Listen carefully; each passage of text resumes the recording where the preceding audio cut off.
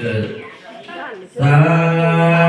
ธุนะโมตัสสะภะคะวะโตอะระหะโตสัมมาสัมพุทธัสสะนะโมตัสสะภะคะวะโตอะระหะโตสัมมาสัมพุทธัสสะนะโมตัสสะภะคะวะโตอะระหะโตสัมมาสัมพุทธัสสะ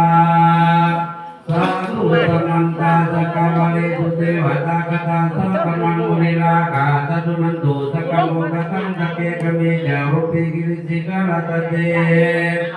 กันทาลิกิวิมานิปิเปลเตสักกะเมตลุวนาคาลเนกะวัตุมิกิเตภมาจันตุเทวาสารัตตะลาวินักกันดาภานาคาติสันตาสันติเกยังมุนิลวัจนังสัตโตเดตุนันตุธรรมสาวนาคโลยังบาทันตาธรรมสาวนาคโลยังบาทันตาสาธุสาธุพุทธาภุคาภุษาธรรมาภุคาภุษาสังฆาภุคาภุษากิติกังมะละอุปังงังกุเสสามิเอากินกันภุษาวันกันเด้อนะโมตัสสะภะคะวะโตอะระหะโตสัมมาสัมพุทธัสสะนะโมตัสสะภะคะวะโตอะระหะโตสัมมาสัมพุทธัสสะนะโมตัสสะภะคะวะโตอะระหะโตสัมมาสัมพุทธัสสะอิเมนะสักกาเลนะโมตัสสะภะคะวะโตอะระหะโตสัมมาสัมพุทธัสสะนะโมตัสสะภะคะวะโตอะระหะโตสัมมาสัมพุทธัสสะนะโมตัสสะภะคะวะโตอะระหะโตสัมมาสัมพุทธัสสะนะโมตัสสะภะคะวะโตอะระหะโตสัมมาสัมพุทธัสสะนะโมตัสสะภะคะวะโตอะระหะโตสัมมาสัมพุทธัสสะนะโมตัสสะภะคะวะโตอะระหะโตสัมมาสัมพุทธัสสะธัมมังสรณังคัจฉามิพุทธังสรณังคัจฉามิธัมมังสรณังคัจฉามิธัมมังสรณังคัจฉามิสังฆังสรณังคัจฉามิสังฆังสรณังคัจฉามิทุติยัมปิพุทธังสรณังคัจฉามิทุติยัมปิพุทธังสรณังคัจฉามิทุติยัมปิธัมมังสรณังคัจฉามิทุติยัมปิธัมมังนะโมตัสสะภะคะวะโตอะระหะโตสัมมาสัมพุทธัสสะนะโมตัสสะภะคะวะโตอะระหะโตสัมมาสัมพุทธัสสะนะโมตัสสะภะคะวะโตอะระหะโตสัมมาสัมพุทธัสสะอะโหพุทโธคุณพระพุทธเจ้ามาเป็นที่พึ่งของเราอะโหธัมโมคุณพระธรรมเจ้ามาเป็นที่พึ่งของเราอะโหสังโฆคุณพระสังฆเจ้ามาเป็นที่พึ่งของเราเรายินดีในทานในของขอให้สำเร็จอาสาวะไขสิ้นไปในเกิดดองสันดานซึ่งกัปปินาทานนวัฏะโตเป็นตอตันเตสัสสะปัตตเตชยมังกาจานิมาราเนตตาปารันเตโสรัตตะกาวรัตมาคัปตาปัญญาคันเตโสตันตาวิเตนาโอเดนโตตันเตสัตตาปรันโตเตชยมังสารานิเมลังกะสวรังอัตมาตะโพตังภาวะจุตากะมะคะเนวะตตาโรนันตังเมตัมโพ ตตันเตสะกะพระสเตชยมังคาลานิอมเตตังปะสาโนนันตังสาวันเตโยตันปะทังปริมาระวันตังเยเตอาตมโนทิตาวาโมเดนโตตันเตตัสสะพระวันเตเตอารานิเอตวานาคาตามุตรังเยวกาปิเดชาจินตายโตสวัสดังสนาดายมาอันเตนะโสมาพิตินาทิตาวาโมเดนพากันร่วมไม้ร่วมมือเนาะพากันร่วมไม้ร่วมมือกันได้เนาะจะได้จะได้ทางจบงามเนาะจะได้ทางดีๆกับบ้านเฮาอาศัยนำจิตนำใจและเนาะใส่ศรัทธาบ่ออกไม่ออกทั้ง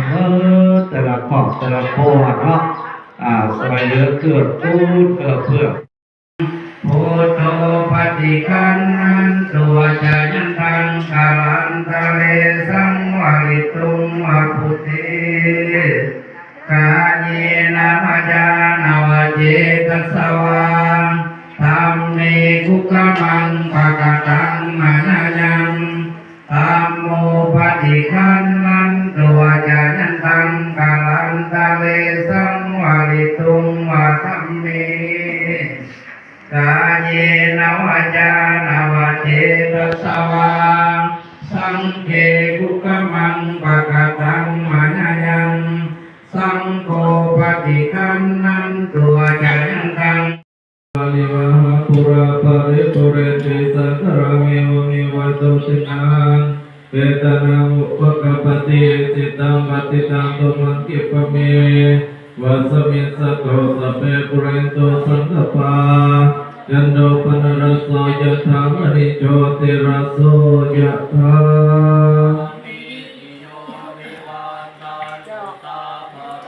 โอ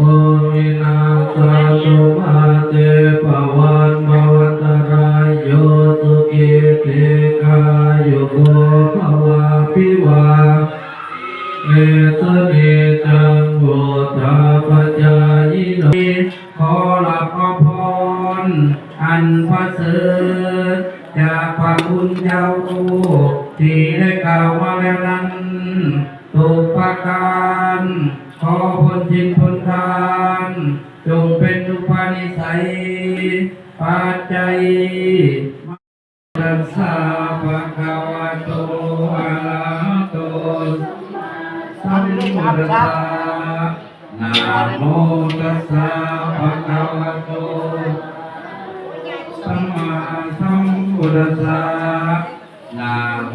ตัสสะภะคะวะโตอะระหะโตสัมพุทธัสสะอิมินาสกาเลนะตังบุตังอภิปุสยามะอิมินาสกาเลนะตังสังฆังอภิปุสยามะทั้งหลายนี่แหละลูกหลานชาวบ้านโน่นวิไลวันเฮาได้กินแพะไก่หนาได้กินปลาไก่ล้างได้ว่าเก็บข้าวที่ว่าข้องบนทุกโรงงานก็ดีอะไรนะว่าในวัดในว่าคือว่ามีคนอื่นก็ดีขอให้คุณพ่อแม่ครูบาอาจารย์นี่แล้วจงมาพบกับน้องว่าปีนี้มีแห้งและปีใหม่ปีเงินบริโภคได้ละแก่กับการชมพระเนาะแต่ละปีนี่ก็ได้ย้อนว่าลีคิดต้องข้องที่ตีและอาศัยคุณพระอันคุณพระพุทธเจ้าคุณพระธรรมเจ้าและจะมาเป็นที่ทางที่พึ่งให้แก่พวกลูกพวกหลานปัปปุโตปัปโมโหปัปุราณกรรมปัจจุปนกรรมมาแต่ปีนี้เดือนนี้วันนี้ยังนี่ก็ดีขอ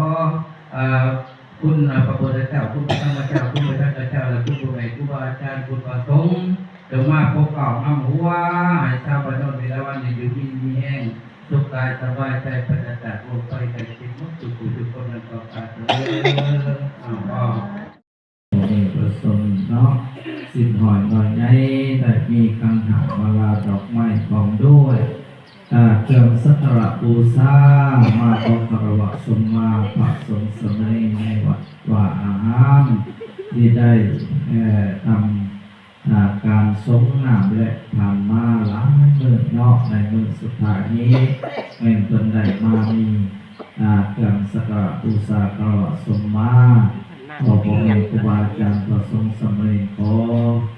ให้ออกตนอยากโยมจงหายบาปหายกรรมหายเป็นหาโตกาเป็นต่อไปรวมกรรมด้วยกายก็ดีด้วยวาจาก็ดีด้วยใจก็ดีที่พวกสัตว์ทั้งหลายได้โยงเกินได้บอกว่ารับน้ำหูก็ดีหูก็ดีเจตนาก็ดีเจตนาก็ดีเนาะขอให้ผล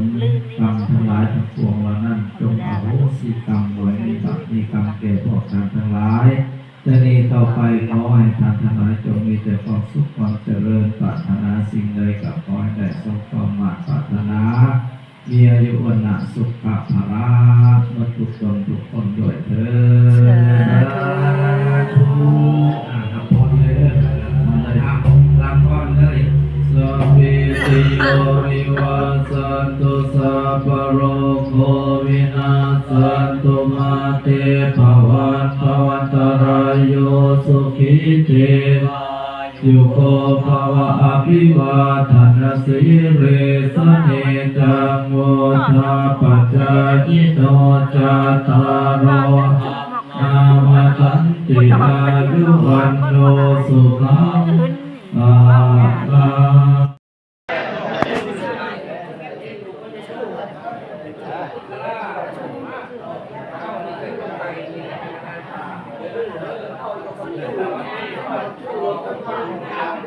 จะต่อได้เนาะ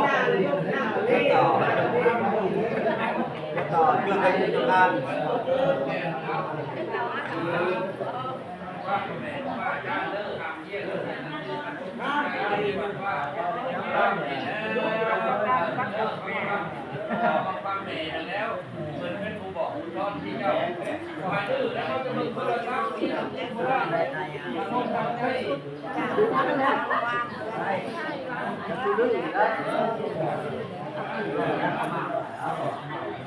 subscribe cho kênh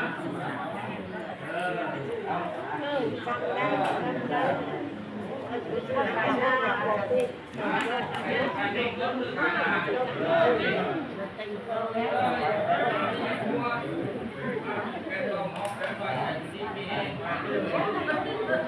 lỡ